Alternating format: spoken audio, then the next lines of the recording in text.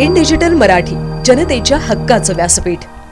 Police बनून आलेल्या दोघांनी आणि त्यांच्या दोन भामट्या साथीदारांनी एका व्यक्तीची 1 लाख रुपयाची फसवणूक केली।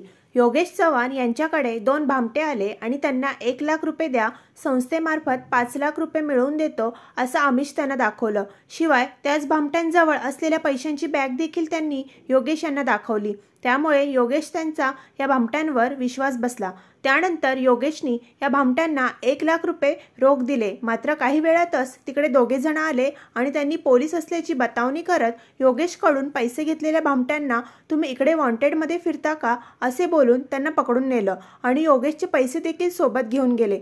काही वेळात योगेशला लक्षात आले की या चौघांनी मिळून आपली 1 लाख रुपयाची फसवणूक केली। त्यानंतर त्यांनी पोलीस ठाण्यात गुन्हा दाखल केला। दरम्यान या संदर्भाचा उल्हासनगर गुन्हे शाखा समांतर तपास करत होते। यावेळी सहाय्यक पोलीस उपनिरीक्षक अशोक पवार आणि पोलीस हवालदार योगेश वाघ यांच्या एका गुप्त माहितीद्वारे आरोपी उल्हासनगर, कल्याण आणि बदलापूरमध्ये फिरत असल्याची माहिती मिळाली।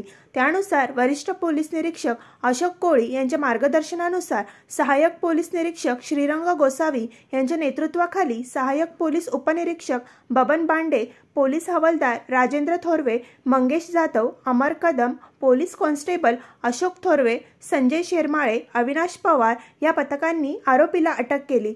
प्रशांत शेट्टी, गणेश दुर्गे, वीरेंद्र वाल्मिकी, नरेश गायकवाड, गौतम सोनी असे आरोपींचे नावे असून त्यांच्याकडील 1 लाख रुपये रक्कम देखील हस्तगत केली आहे। पोलिसांच्या या कामगिरीमुळे त्यांचं कौतुक केलं जात आहे।